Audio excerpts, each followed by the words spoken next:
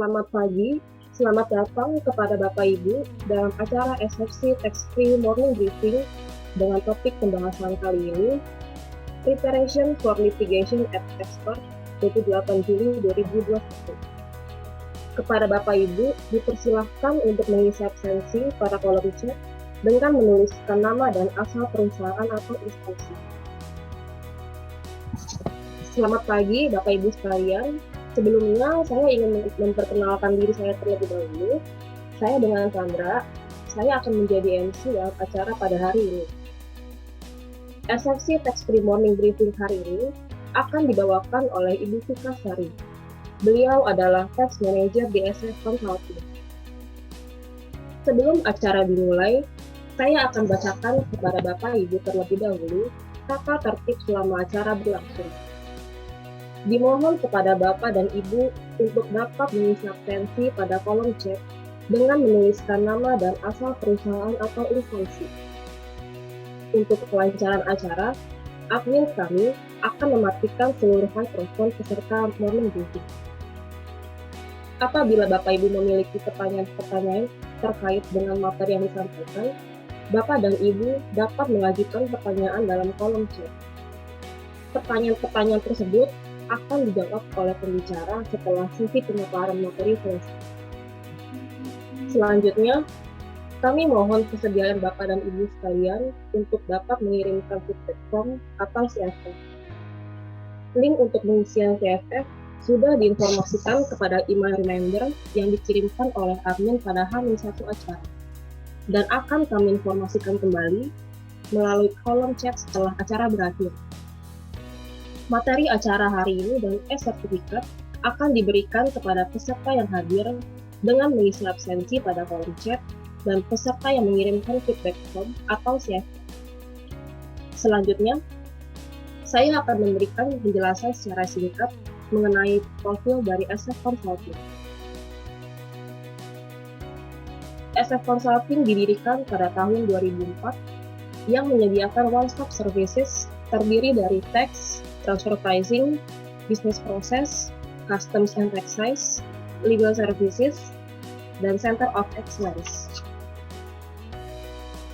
SF Consulting memiliki 3 orang partner, yaitu Ibu Sri Wahyuni Sujono selaku Managing Partner.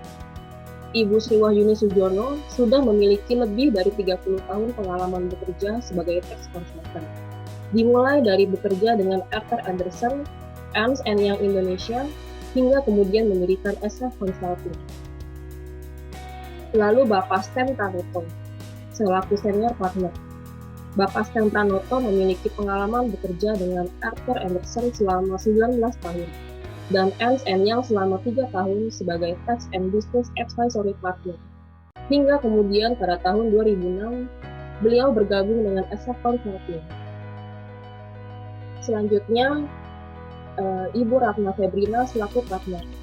Ibu Ratna Febrina memiliki pengalaman selama lebih dari 25 tahun bekerja sebagai tax consultant, dimulai dari bekerja dengan Arthur Andersen, Ernst & Young, dan kemudian bersama-sama dengan Ibu Sri Wahyuni Sujono mendirikan SF Consulting.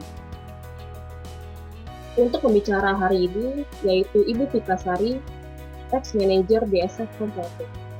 Beliau memiliki pengalaman lebih dari 10 tahun di bidang perpajakan Indonesia. SF Consulting merupakan bagian dari afiliasi Pro Global dan TPA. Sekian penjelasan saya mengenai SF Consulting. Selanjutnya, mari kita mulai acara pagi ini. Kepada Ibu Fika Sari, kami persilahkan. Thank you Sandra atas perkenalnya. Selamat pagi Bapak Ibu sekalian. Senang sekali pagi hari ini saya bisa hadir di sini kembali membawakan morning briefing. Saya harap Bapak dan Ibu semua berada dalam kondisi yang sehat dan kita akan segera mulai untuk agendanya. Sebenarnya morning briefing ini sudah pernah disampaikan. Kita akan coba membawakan kembali sekaligus. Mungkin ada beberapa yang belum pernah mengikuti morning briefing mengenai tata cara beracara di pengadilan pajak. Kemudian juga kami akan menyampaikan poin-poin yang perlu diperhatikan mengingat kondisi pengadilan pajak di masa pandemi agak sedikit berbeda dengan kondisi pengadilan pajak sebelum-sebelumnya. Oke, kita mulai saja.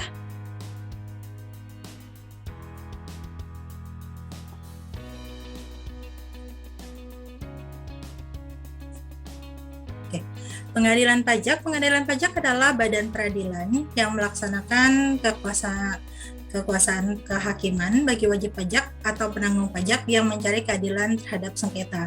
Ini diatur di dalam Undang-Undang Khusus Undang-Undang Pengadilan Pajak di pasal 2. Hukum acara persidangan di pengadilan pajak. Proses persidangan bersifat terbuka, tapi seperti Bapak Ibu ketahui dengan kondisi pandemik sekarang yang semakin marak, pengadilan pajak mengalami perubahan-perubahan dan mengadakan perubahan atau pembatasan untuk persidangan. Walaupun persidangan tersebut tetap bersifat terbuka, tapi apabila terbuka ini, jadi memang selain pihak-pihak bersengketa, kita sebenarnya bisa untuk hadir. Namun dalam masa pandemi, tamu yang berkehendak untuk hadir di luar pihak-pihak yang bersengketa harus menyampaikan surat permohonan kepada Sekretariat Pengadilan Pajak. Dan setelah mendapatkan persetujuan, wajib melakukan pendaftaran kembali melalui email dan menyebutkan tanggal kunjungannya. Jadi biasanya ini beberapa instansi seperti mungkin mahasiswa yang sedang belajar, mereka ingin mengetahui bagaimana sih jalannya persidangan. Nah, mereka sebenarnya bisa, tapi karena di dalam persidangan sekarang dibatasi jumlah pesertanya, baik pihak-pihak bersengketa, jadi terbanding maupun pemohon banding, tergugat atau pemohon atau tergugat, itu dibatasi perwakilan hanya dapat diwakilkan oleh 2 orang gitu. Kemudian para pihak yang bersengketa diundang untuk hadir dan memberikan keterangan, bantahan maupun menyerahkan bukti-bukti. Jadi memang ketika kita mengajukan proses permohonan banding, kita biasanya di dalam surat kita sampaikan bahwa kita berkehendak untuk hadir dan memberikan penjelasan lebih lanjut untuk memberikan keterangan atau bantahan untuk memperkuat argumen kita dalam banding tersebut. Dan ini diperkenankan dan nanti melalui prosedur akan diatur diundang oleh Sekretariat Pengadilan Pajak melalui panitra. Dan kemudian atas permintaan para pihak yang bersengketa dan atas persetujuan majelis untuk dihadirkan saksi ahli yang terkait dengan sengketa. Jadi apabila mungkin Bapak Ibu posisinya industri khusus yang ada perlakuan tertentu yang memerlukan saksi ahli untuk menjelaskan lebih lanjut mengenai sengketa, kita ketika melakukan sengketa kita bisa mengajukan kepada majelis untuk dihadirkan saksi ahli. Dan apabila majelis kemudian mengabulkan, nah kita bisa menghadirkan. Banding atau gugatan dapat diajukan oleh wajib pajak, ahli waris, seorang pengurus atau kuasa hukumnya. Ini penting untuk diperhatikan karena menentukan formal siapa yang mengajukan banding. Jadi wajib pajak dalam hal ini apabila orang pribadi wajib pajaknya sendiri. Ahli waris apabila tadi mungkin orang pribadi tapi sudah almarhum, kemudian dapat diajukan oleh ahli warisnya. Seorang pengurus apabila dalam perusahaan wajib pajak diwakilkan oleh seorang pengurus. Atau apabila dikuasakan ke kuasa hukum pengadilan pajak, itu bisa juga.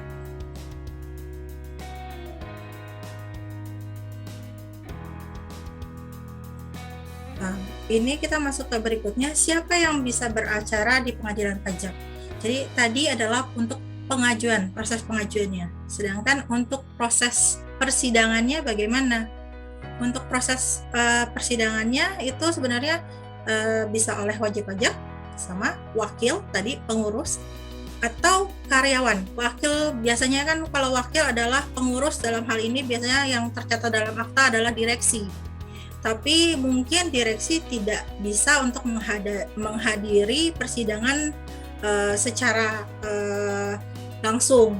Jadi diwakilkan oleh karyawan. Karyawan bisa. Jadi nanti ada ketentuan-ketentuannya. Jadi apabila diwakilkan oleh direksi, nanti kan harus menunjukkan aktanya bahwa dia adalah benar direksi yang merupakan pengurus. Nah, apabila karyawan nanti juga harus menunjukkan 1721A1-nya yang membuktikan bahwa memang karyawan tersebut terdaftar dan menunjukkan identitas bahwa dia adalah karyawan yang berhak untuk mewakili dalam persidangan.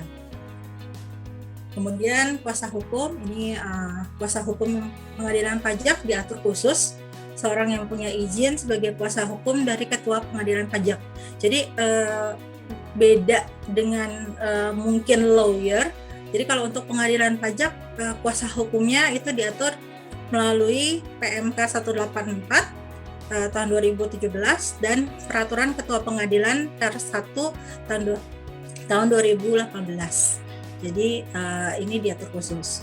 Jadi mungkin yang Bapak Ibu perlu perhatikan adalah apabila bersengketa di pengadilan dan sebenarnya bisa Bapak Ibu lakukan sendiri walaupun tidak didampingi oleh kuasa hukum atau konsultan, tapi perlu diperhatikan tadi siapa saja yang berhak, apakah wakil direksi, apakah karyawan, dan syarat-syaratnya harus terpenuhi.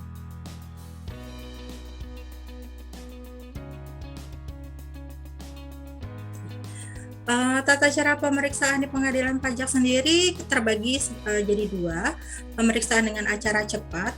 Pemeriksaan acara cepat ini dilakukan terhadap sengketa pajak tertentu, gugatan yang tidak diputus dalam jangka waktu sebagaimana dimaksud pasal 81 ayat 2 Undang-Undang Pengadilan Pajak, tidak dipenuhinya salah satu ketentuan dalam pasal 84 ayat 1 Undang-Undang Pengadilan Pajak, atau ada kesalahan tulis dan atau kesalahan hitung dalam putusan pengadilan pajak, atau sengketa yang berdasarkan pertimbangan hukum bukan wewenang dari pengadilan pajak. Nanti akan saya elaborate lebih lanjut yang dimaksud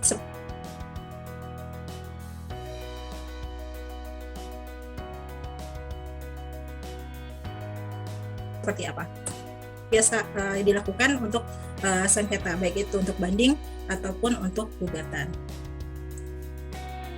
Kemudian kita masuk ke dalam materi banding dan gugatannya sendiri.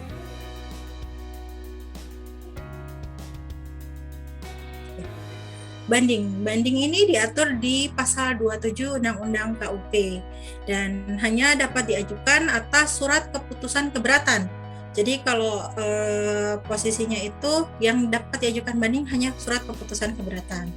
Sedangkan untuk gugatan itu ketentuannya diatur di pasal 23 Undang-Undang KUP dan dapat diajukan atas pelaksanaan surat paksa, surat perintah melaksanakan penyitaan atau pengumuman lelang, putusan pencegahan dalam rangka penagihan pajak, keputusan yang berkaitan dengan pelaksanaan keputusan perpajakan, penerbitan SKP atau surat keputusan keberatan yang dalam penerbitannya tidak sesuai dengan prosedur atau tata cara yang telah diatur dalam ketentuan perundang-undangan perpajakan. Ini adalah definisi banding. Banding sendiri itu diatur tadi ya di pasal 1 ayat 6 Undang-Undang 14 tahun 2002. Ini adalah Undang-Undang Pengadilan Pajak. Banding adalah upaya hukum yang dapat dilakukan oleh wajib pajak atau penanggung pajak terhadap suatu keputusan yang dapat diajukan banding berdasarkan peraturan perundang-undangan perpajakan yang berlaku. Tadi banding hanya dapat dilakukan untuk hasil keberatan atau surat putusan keberatan.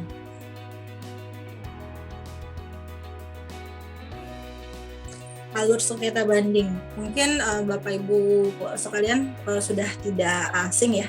Jadi kita banyak wajib pajak itu sekarang juga sudah bukan hal yang aneh lagi untuk diaudit. Walaupun kita mungkin tidak lebih bayar, tapi mungkin ada pemeriksaan untuk menguji kepatuhan dan lain-lain. Jadi dari hasil tax audit sendiri itu akan diterbitkan SKP. Kemudian apabila kita nggak setuju nih posisinya, menurut kami harusnya ini benar. Jadi kami tidak setuju dengan koreksi dari pihak kantor pajak dengan pihak DJP. Maka wajib pajak diberikan kesempatan untuk mengajukan keberatan. Kemudian ternyata berdasarkan hasil keberatan masih ada dispute lagi. Mungkin kalau keberatan sekarang mungkin tidak seperti dahulu. Kalau dahulu paradigmanya lebih ke arah, oh ini cuma numpang lewat aja, pasti ditolak juga. Tapi beberapa keberatan akhir-akhir ini cukup fair. Beberapa ada yang apabila kita kuat dan kita dapat membuktikan, maka bisa diterima di level keberatan. Tapi memang masih banyak juga yang masih dispute. Jadi wajib pajak mempunyai kesempatan untuk mengajukan banding. Kemudian banding walaupun sebetulnya sudah inkrah, tetapi mungkin sejak ada kasus Gayus ya, jadi untuk putusan-putusan pengadilan pajak yang sebenarnya WP sudah menang, DJP cenderung untuk mengajukan proses PK. Jadi apabila kita ternyata dari hasil bandingnya masih tidak setuju, wajib pajak dapat mengajukan PK. Begitu juga dengan DJP. Apabila ternyata hasil bandingnya menurut mereka tidak setuju karena ternyata bandingnya di pengadilan pajak itu mengabulkan permohonan dari wajib pajak. Nah, mereka bisa mengajukan PK. Jadi proses sengketa itu mulai dari audit sampai dengan PK. Itu adalah proses dispute perpajakan yang ada. Kemudian pembuktian.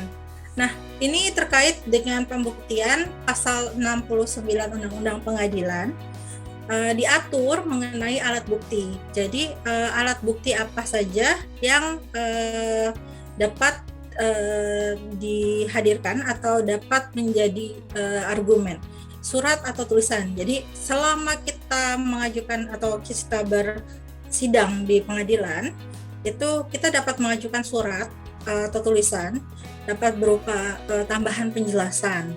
Itu dapat dijadikan sebagai alat bukti.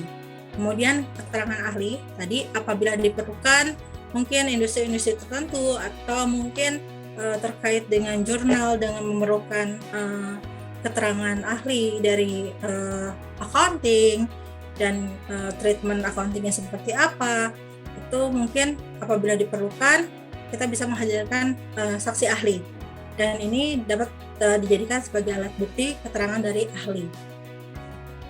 Keterangan para saksi ini adalah dari pihak-pihak baik itu dari terbanding maupun pemohon banding bisa menghadirkan para saksi untuk menyampaikan fakta yang ada, pengakuan dari para pihak dan atau pengetahuan hakim adalah hal yang lainnya diketahui dan diyakini kebenarannya. Jadi pengetahuan hakim itu antara lain mungkin berdasarkan sengketa-sengketa yang lain, mereka pernah mengalami atau melakukan sidang untuk sengketa yang serupa. Tapi bukan berarti satu keputusan di Indonesia itu merupakan civil law, jadi tidak menganut jurisprudensi. Mungkin kalau Bapak Ibu sekalian sudah pernah dengar oh kasus yang serupa ini sebenarnya menang gitu. Bisa nggak itu maksudnya jadi sebagai jurisprudensi. Nah itu tidak, sebenarnya di Indonesia tidak menganut asas jurisprudensi, namun kita bisa tetap menyampaikan kepada hakim sebagai tambahan argumen kita bahwa dengan kasus yang sama terjadi kasus seperti ini, faktanya seperti ini, sama dengan kondisi kita, namun posisinya putusannya itu memenangkan pemohon banding sebagai argumen tambahan. Tapi hal itu tidak menutup kemungkinan posisinya hakim mengambil posisi lain, karena mungkin setelah melalui pertimbangan-pertimbangan ada beberapa yang tidak diyakini oleh hakim. Mungkin dalam persidangan kita tidak cukup untuk membuktikan, atau bukti yang disampaikan tidak sama atau tidak sekuat yang disampaikan di sengketa yang lain, kurang lebih seperti itu. Kemudian ini keadaan yang telah diketahui oleh umum tidak perlu untuk dibuktikan.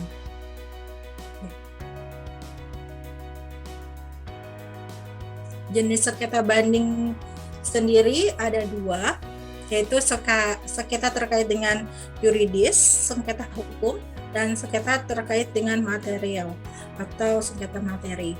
Jadi sengketa yuridis ini lebih ke arah interpretasi hukum. Jadi mungkin penafsiran, ada terjadi perbedaan penafsiran antara wajib pajak dengan DJP. Dalam hal itu kita harus memperkuat atau membangun argumen yang mendukung posisi kita sebagai wajib pajak, bahwa dasar hukumnya sudah sesuai dan posisinya kita secara fakta hukumnya harusnya pelaksanaannya seperti ini. Sedangkan sengketa terkait dengan material itu lebih ke arah pembuktian.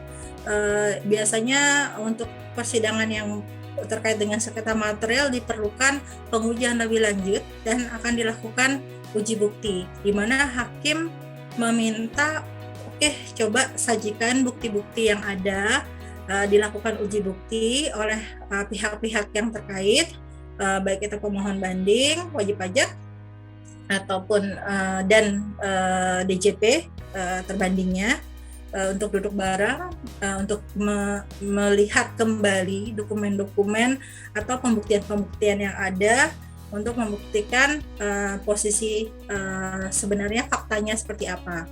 Setelah melakukan uji bukti, nanti akan dituangkan dalam berita acara, dan berita acara tersebut disampaikan oleh pemohon banding dan terbanding kepada majelis pada saat persidangan. Dan majelis akan mempelajari kembali dari hasil berita acara uji bukti tersebut.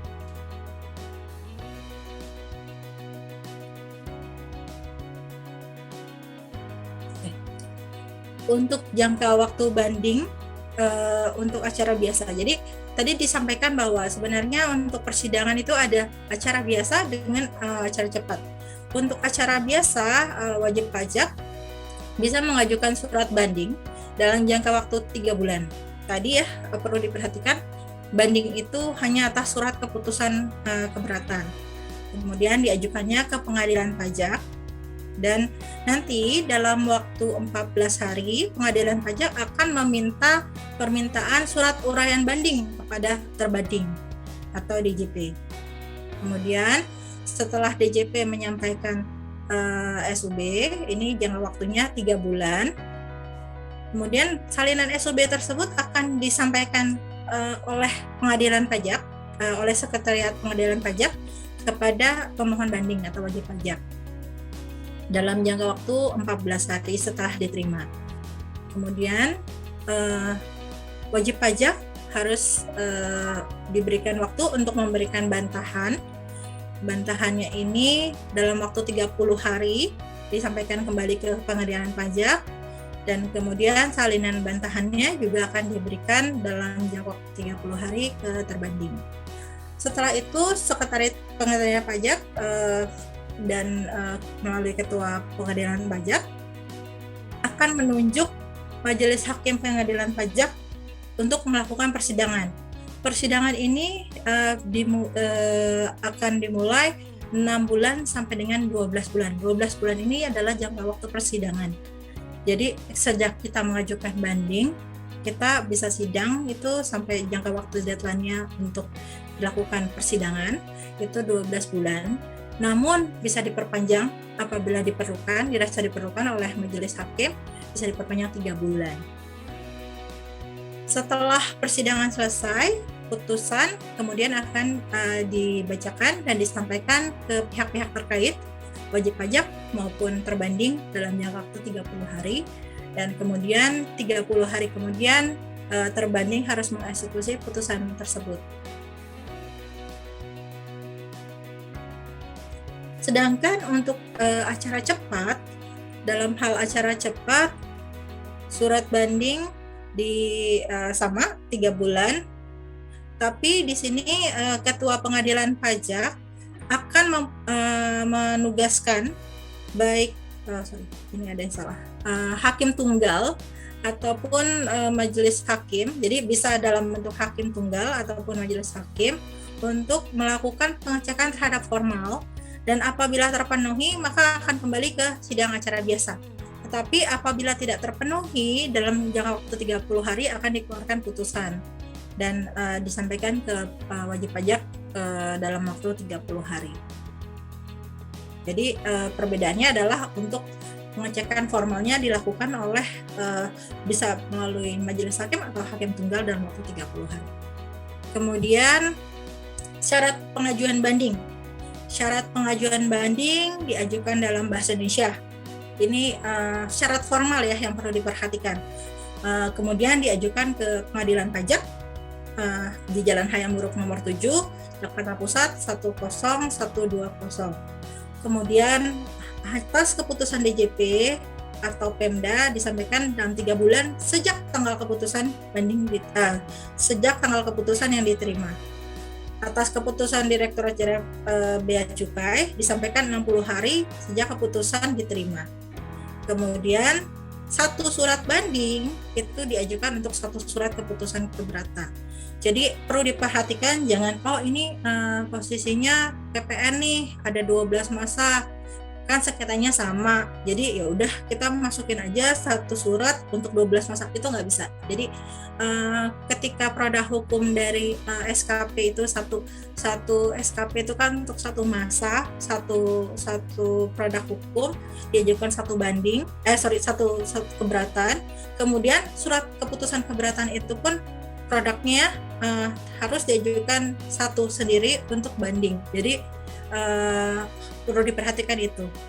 Jangan sampai nanti posisinya tidak memenuhi formal karena tadi kelalaian kita untuk mengajukan karena dianggap satu tipe pajak, kasusnya sama dalam tahun pajak yang sama, jadi diajukan dalam satu surat. Jadi ini harus diperhatikan, satu surat banding untuk satu surat satu keputusan. Disampaikan bisa melalui ekspedisi atau diantar langsung atau disampaikan melalui loket penerimaan surat. Nanti untuk yang diantar langsung akan kita bahas lebih lanjut karena selama masa pandemik ada ketentuan khusus, ada perubahan untuk pelayanan tatap muka dari Pengadilan Pajak. Oke, ini kelengkapan administrasinya. Kelengkapan administrasi surat banding. Surat bandingnya itu dirangkap 2, satu asli, satu kopi. Ini disampaikan dalam Word dan PDF. Kemudian dilampiri dengan rangkap 2 dokumen, fotokopi salinan surat keputusan yang diajukan banding, surat keberatan, surat ketetapan pajak atau SKP-nya, surat setoran pajak SSP apabila terdapat setoran pajak. Ini disampaikan juga dalam bentuk PDF-nya. Kemudian untuk banding terkait dengan bea cukai, 2 rangkap, fotokopi atau salinan surat keputusan yang diajukan banding, surat keberatan, surat penetapan tarif dan atau nilai pabean, atau surat penetapan pabean, atau surat penetapan perhitungan bea keluar. PIB terkait dengan biaya masuk atau PIB terkait dengan biaya keluar. Ini juga disampaikan dalam bentuk PDF. Kemudian dokumen pendukung lain yang perlu disampaikan juga disampaikan dalam satu rangkap: fotokopi akta pendirian perusahaan yang telah dimateraikan, kemudian surat asli surat kuasa khusus bermaterai apabila penandatanganannya oleh kuasa, atau kemudian fotokopi surat kuasa. Jadi ini apabila dikuasakan, kuasanya harusnya sudah tahu poin-poin apa aja yang harus dilampirkan. Yang perlu diperhatikan bahwa sekarang untuk setiap surat banding itu ada daftar isian surat banding yang perlu diisi juga, dan ini bisa di-download di website pengadilan pajak. Jadi untuk juga disampaikan, ya ini sifatnya berbentuk seperti checklist. Jadi dokumen-dokumen apa saja yang harus informasi dan dokumen yang disampaikan. Dokumen soft copy tersebut tadi fisik dan soft copy diserahkan juga dalam bentuk CD atau flash disk.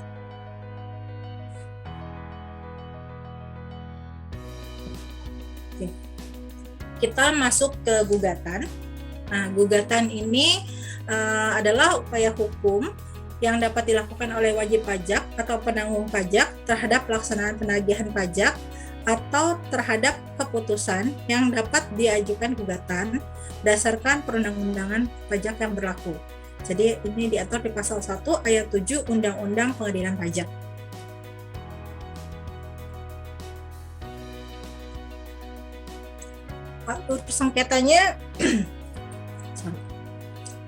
Alur sengketanya seperti ini.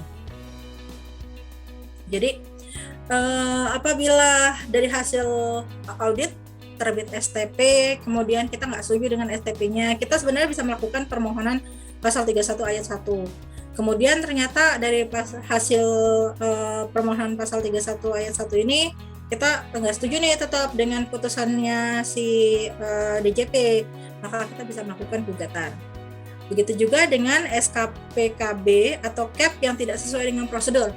Misalnya yang sering terjadi mungkin dalam proses pemeriksaan, terutama di masa pandemi ya, mungkin ada beberapa yang deadline ternyata tidak pemeriksanya itu tidak memenuhi ketentuan yang diatur mengenai tata cara untuk pemeriksaan pajak, untuk memberikan waktu wajib pajak untuk menanggapi ataupun untuk closing. Nah itu nanti kalau misalnya tidak sesuai dengan ketentuan, maka hasil SKPKB yang diterbitkan kita bisa mengajukan gugatan.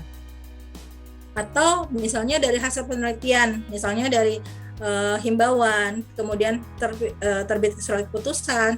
Nah ini juga bisa kita lakukan gugatan.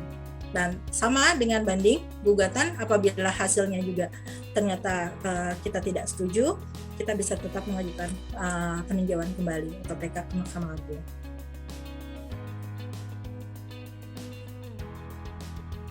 Jangka waktunya juga sama untuk gugatan sama dengan banding.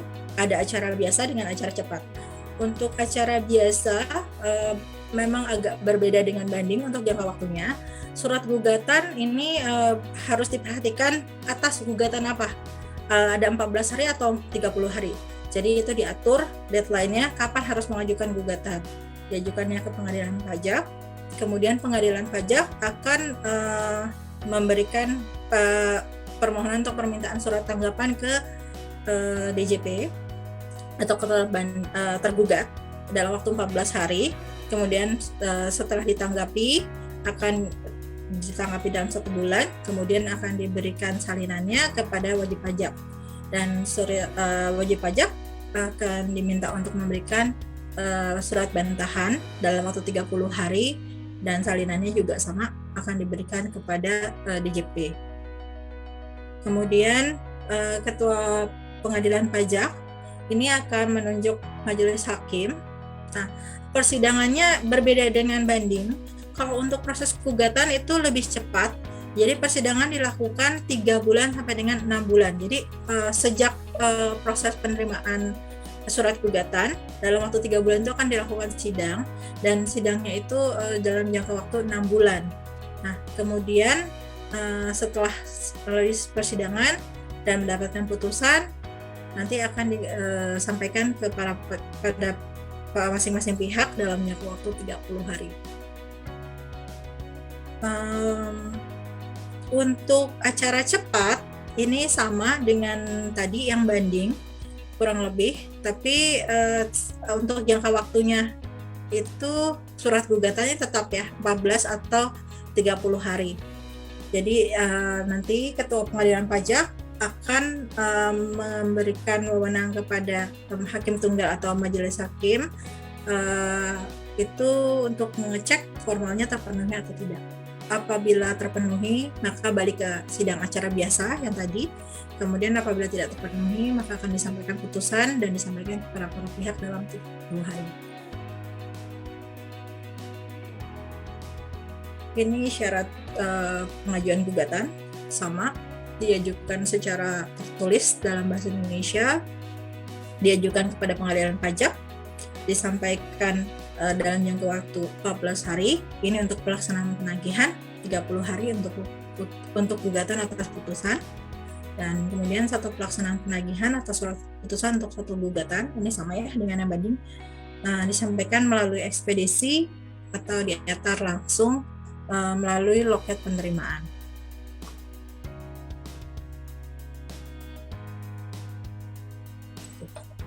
Kelengkapan administrasi surat gugatan juga sama, diatur di SE 08 PP 2017, harus dirangkap 2, satu asli, satu kopi, kemudian dilampiri dengan dokumen rangkap 2, fotokopi salinan surat keputusan, surat lain yang digugat, kemudian STP untuk gugatan terkait dengan surat tagihan pajak, pelaksanaan penagihan, pelaksanaan surat paksa atau surat penyitaan. Kemudian dokumen lain itu adalah fotokopi akta pendirian putusan yang telah dimeteraikan, kemudian surat kuasa, kemudian fotokopi surat kuasa apabila dikuasakan ya ini. Kemudian sama harus dilengkapi dengan daftar isian surat gugatan. Satu surat gugatan diajukan untuk pelaksanaan penagihan, dan soft copy-nya harus tetap disampaikan dalam bentuk CD atau flash disk.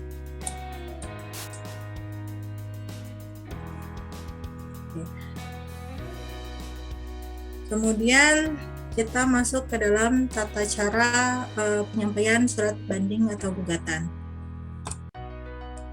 Di dalam tata cara penyampaian surat banding atau gugatan, jadi surat banding itu di-print menggunakan kertas ukuran A4 dengan kop surat, composite letterhead dengan font bookmark old style size 11. Ini sebenarnya diatur di SE 08 Pengadilan Pajak. Namun posisinya ini bukan suatu ketentuan formal. Jadi mungkin kan banyak pertanyaan, bagaimana dengan kop surat saya, kop surat kantor kami ukurannya A4 bukan F4, apa harus dirubah atau seperti apa?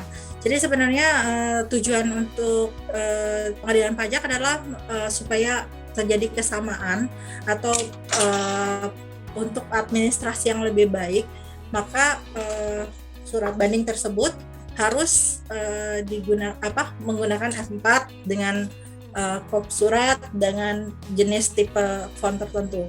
Tetapi ini bukan merupakan suatu ketentuan formal. Jadi apabila tidak terpenuhi, harusnya tidak menggugurkan kesempatan kita untuk sidang atau untuk mengajukan sengketa banding. Tapi yang perlu diperhatikan adalah untuk ketentuan-ketentuan formalnya, seperti disampaikan dengan alasan yang jelas, kemudian menyebutkan nomor surat keputusan keberatannya, menyebutkan tanggal penerimaan surat keputusan keberatan pajaknya, menyebutkan jumlah pajak yang terhutang sesuai dengan perhitungan wajib pajak. Jadi perhitungan versi kita seperti apa yang seharusnya yang kita mintakan. Nah itu walaupun diatur di SE 08, tetapi karena sifatnya untuk yang formal sudah diatur khusus di dalam undang-undang, jadi harusnya hal ini tidak akan membuat posisinya jadi gugur. Tetapi untuk ketentuan formal yang lain seperti tadi alasan, kemudian nomor putusan keberatan yang kita banding, kemudian tanggal kapan kita terimanya, terus jumlah pajak terhutang sesuai dengan versi perhitungan kita, sama dengan siapa yang menandatangani permohonan keberatan, permohonan banding tersebut, itu yang menjadi persyaratan formal yang harus diperhatikan lebih lanjut. Kemudian dokumen-dokumen yang harus dilampirkan, surat keputusan keberatan, surat keberatan, SKP-nya atau tax assessment, kemudian akta pendirian perusahaan dan perubahannya, kemudian jika surat banding dia tanda tangani oleh pengacara atau kuasa, maka asli dan salinan surat kuasa dan salinan identitas dari kuasa tersebut harus juga dilampirkan, bukti pembayaran pajak dan atau bukti pemindah bukuan jika ada. Jadi mungkin jangan jadi pertanyaan, kenapa akta pendirian perusahaan itu perlu disampaikan juga? Karena sebenarnya pengadilan pajak mau melakukan pengecekan atau verifikasi apakah pihak yang menandatangani surat banding atau permohonan banding dan gugatan tersebut adalah pihak yang berhak. Pihak yang berhak di sini adalah apabila perusahaan maka diwakili oleh wakil, dalam hal ini pengurus adalah direksi yang tercatat di dalam akta. Nah itu makanya mereka minta akta untuk melakukan verifikasi. Kemudian bukti pembayaran, mungkin Bapak Ibu sekalian sudah tahu sejak ada perubahan di Undang-Undang KUP bahwa untuk posisinya ketika kita tidak setuju tidak perlu bayar. Tetapi hal ini ada sedikit perbedaan di Undang-Undang Pengadilan. Di Undang-Undang Pengadilan kita tetap harus bayar 50% untuk bisa sidang. Jadi seperti apa nih? Jadi sebenarnya ini sejalan. Karena kalau misalnya yang perlu dibayarkan di dalam pengadilan ini adalah 50% dari posisinya yang menjadi pajak terhutang. Tapi ketika kita tidak setuju, itu belum terhutang. Jadi posisinya tidak ada yang harus dibayarkan. Tapi perlu diperhatikan di pengadilan pajak ada syarat 50% tadi itu dari pembayaran pajak terhutangnya. Tapi apabila kita pada saat pemeriksaan kemudian posisinya kita tidak setuju, itu harusnya belum jadi pajak terhutang.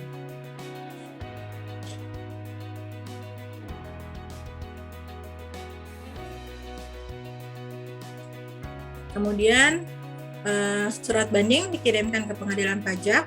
Nah, tadi ini yang karena masa pandemik untuk pencegahan COVID-19, maka untuk pelayanan tatap muka di pengadilan pajak itu dibatasi.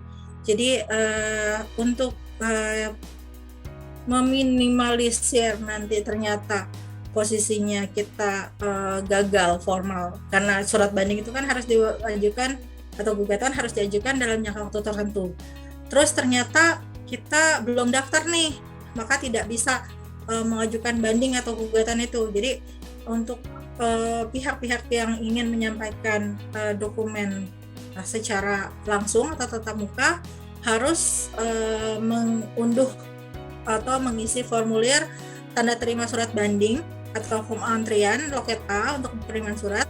Itu bisa diakses di websitenya pengadilan pajak www.satpp.kemenku.go.id/peraturan. Kemudian mengirimkan email ke loket a_banding_gugatan@kemenku.go.id. Ini subjek emailnya diatur daftar banding atau gugatan, terus tanggal hadirnya kapan, nama pemohonnya. Kemudian email tersebut sekurang-kurangnya berisi nama pemohon, NPWP, nomor telepon, hari dan tanggal yang diminta untuk menyerahkan dokumen, dan lampirkan formulir tanda terima surat banding yang telah diisi lengkap. Jadi tadi kan harus ada isian. Kemudian kita harus pantau posisinya. Periksa di pengumuman antrian itu ada siapa saja yang masuk ke dalam antrian. Kemudian apabila sudah mendapatkan antrian konfirmasi, maka kita bisa membawa 2 set formulir tanda terima surat banding dan screenshot pengumuman antrian tersebut di hari pengajuan ke pengadilan pajak untuk ditujukan kepada petugas. Kemudian surat banding harus disampaikan kepada pengadilan pajak sesuai dengan kelengkapan administrasi yang ditetapkan. Yang tadi ya, semua yang diatur itu harus tetap dalam 2 rangkap, ada soft copy, dan follow up ke pengadilan pajak, periksa ke situs web pengadilan mengenai sidang dalam jangka waktu 2 minggu setelah mengirimkan bantahan atau surat penerbangannya atau surat tanggapan. Jadi posisinya itu setelah kita mensubmit surat apapun, kita coba cek aja apa udah ada jadwal sidang atau pengumuman atau nomor sengketa dari pengadilan, itu bisa dicek. Ini tambahan terakhir bahwa untuk tatap muka itu harus dipastikan posisinya kita dalam kondisi sehat. Jadi suhu badannya harus di bawah 37,7 dan memakai masker 2 lapis. Kemudian untuk persidangan tadi kan saya sampaikan sebelumnya bahwa ada pembatasan, begitu juga untuk pelayanan. Jadi hanya maksimal 2 orang pengguna layanan per pelayanan sidang atau administrasi tatap muka. Jadi dibatasi hanya 2 orang untuk yang bisa datang. Kemudian menunjukkan surat panggilan sidang tadi atau surat antrian atau surat tugas untuk bisa masuk. Kemudian ini yang paling baru adalah untuk menunjukkan surat keterangan pemeriksaan rapid antigen hasil negatif yang berlaku paling lama 3 kali 24 jam sejak tanggal surat. Jadi posisinya kalau misalnya Bapak dan Ibu mau hadir di sidang hari Senin gitu ya, itu posisinya 3 kali 24 jam surat antigennya atau hasil pemeriksaan antigen, report antigennya. Tidak bisa, saya udah pernah antigen seminggu yang lalu, udah dilewat dari 3 kali 24 jam, kita menunjukkan itu tidak bisa diterima. Jadi sebenarnya hal ini dilakukan untuk melakukan pencegahan, karena kan di pengadilan pajak sendiri juga beberapa banyak yang terekspos. Jadi untuk menghindari hal ini terjadi kembali, maka untuk pihak-pihak yang bersengketa ataupun yang hendak melakukan pelayanan tatap muka diminta untuk memenuhi ketentuan tersebut. Tadi yang perlu diperhatikan adalah loket untuk penerimaan surat banding itu paling banyak antrian online-nya hanya 10 antrian setiap hari. Nah, itu perlu diperhatikan untuk deadline-nya. Jadi cepat-cepat nih, kita udah tahu nih deadline-nya dalam jangka waktu 3 bulan. Jadi kalau bisa jangan sampai mepet 3 bulan, terus ternyata lupa untuk antrian, kita nggak bisa antrian. Jadi apabila posisinya itu tadi kita nggak dapat antrian, itu bisa tetap sih posisinya kita mengirimkan melalui surat, melalui pos atau ekspedisi tercatat. Dan untuk surat-surat yang lain terkait dengan surat uraian banding, tanggapan, bantahan, nah itu posisinya juga diminta untuk dikirimkan secara pos atau ekspedisi tercatat. Jadi karena untuk memberikan kesempatan bagi pihak-pihak yang ingin menyampaikan surat banding supaya bisa dalam tatap muka. Tapi sekarang sampai dengan tanggal 2 Agustus posisinya pengadilan pajak terkait dengan PPKM juga itu di stop layanannya dan posisinya tidak ada persidangan. Nanti kita tunggu apakah ada update lebih lanjut. Nah, itu juga perlu diperhatikan. Jadi ketika mengajukan surat, tolong diperhatikan deadline tenggat waktunya untuk mengajukan dalam 3 bulan.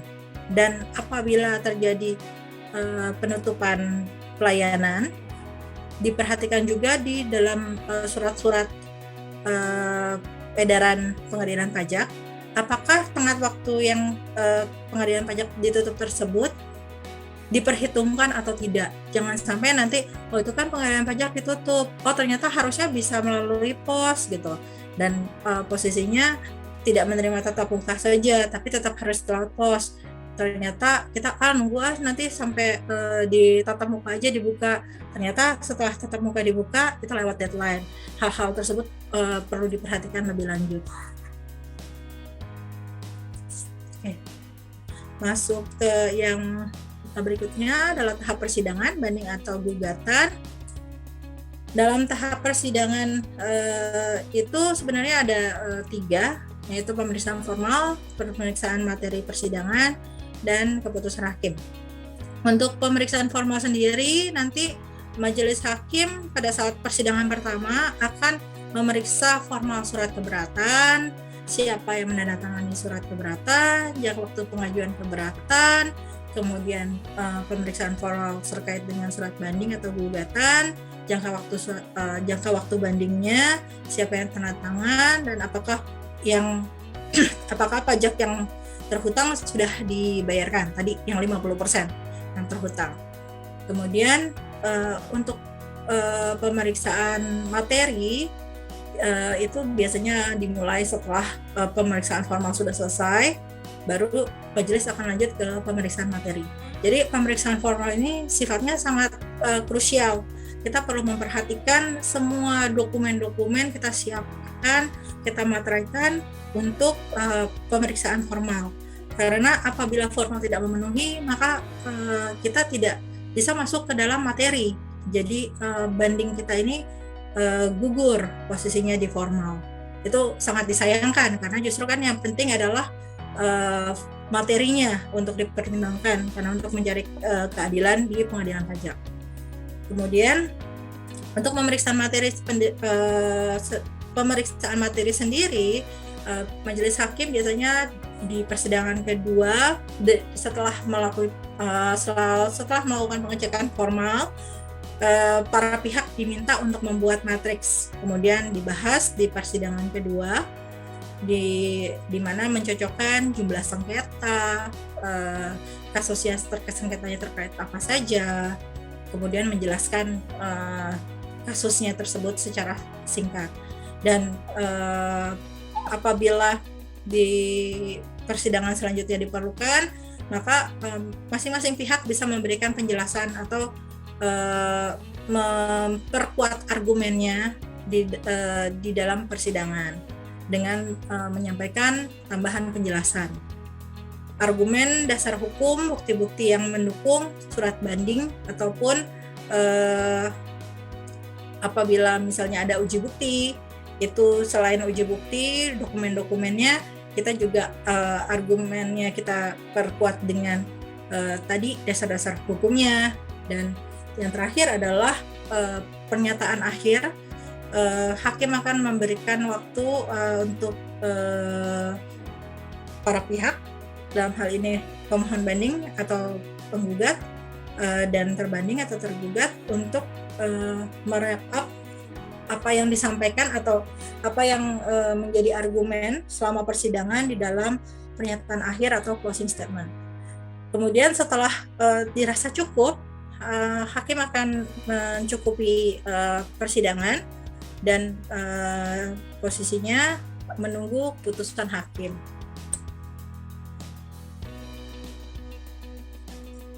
Ini yang perlu penting untuk diperhatikan adalah mengenai formal, terkait dengan, mungkin beberapa dari Bapak Ibu sudah tahu, tapi ini ada beberapa pihak juga yang belum mengetahui pentingnya untuk legalisasi dokumen. Jadi di dalam peraturan Menteri Luar Negeri nomor 9 garing A garing KP garing 12 Romawi garing 2006 garing 1 tanggal 28 Desember 2006 disebutkan dokumen asing yang diterbitkan di luar negeri dan ingin dipergunakan di wilayah Indonesia, harus pula melalui prosedur yang sama, yaitu legalisasi oleh Kementerian Kehakiman dan atau Kementerian Luar Negeri negara dimaksud dan perwakilan Republik Indonesia di negara setempat. Ini penting karena mungkin dalam masa pandemik ini beberapa dokumen ditandatangani oleh direksi, kemudian direksinya karena direksinya adalah WNA dan pada masa pandemik kembali ke negara asalnya, kemudian ditandatangani di luar negeri. Nah, itu perlu diperhatikan. Untuk dokumen-dokumen tersebut perlu dilegalisasi. Memang peraturan ini tidak diatur di peraturan perpajakan, tapi ini banyak digunakan oleh terbanding untuk menggagalkan formal. Oh, ternyata dokumen ini tidak memenuhi karena tidak dilakukan legalisasi. Nah, ini penting untuk diperhatikan. Kemudian khusus untuk surat kuasa di dalam Undang-Undang Peradilan Tata Usaha Negara juga disebutkan bahwa surat kuasa yang dibuat di luar negeri bentuknya harus memenuhi persyaratan di negara yang bersangkutan dan diketahui oleh perwakilan Republik Indonesia di negara tersebut, serta kemudian diterjemahkan dalam bahasa Indonesia oleh penerjemah resmi. Nah, ini untuk khusus untuk surat kuasa diatur lebih lanjut.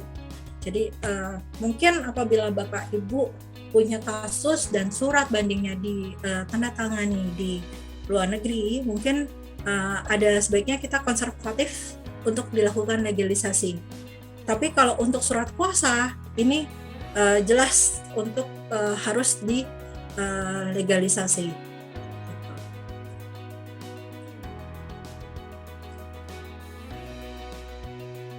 Kemudian posita dan petitum. Posita dan petitum ini adalah posita atau fundamentum petendi adalah dalil yang menggambarkan hubungan yang menjadi dasar atau uraian dari suatu tuntutan. Dua unsur syarat posita adalah dasar hukum dan dasar fakta. Ini yang kita sampaikan di selama proses persidangan. Dasar hukumnya apa, faktanya seperti apa. Ini untuk memperkuat argumen kita selama persidangan. Kemudian untuk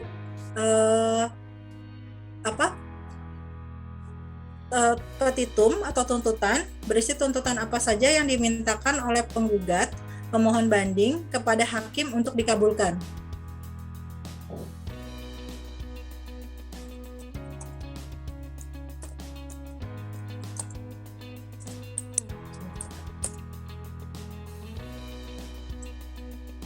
Oke.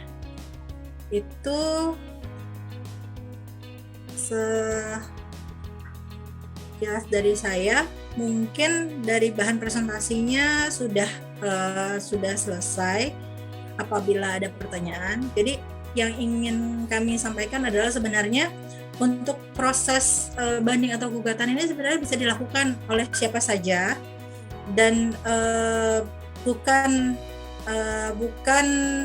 harus konsultan. Jadi sebenarnya Bapak Ibu mungkin sebagai karyawan bisa, tapi mungkin apabila beberapa kan punya kesibukan, kayak misalnya staf saya terbatas, saya untuk menghadiri persidangan, menyiapkan bahan bukti dan lain-lain, memperkuat argumen ini sulit.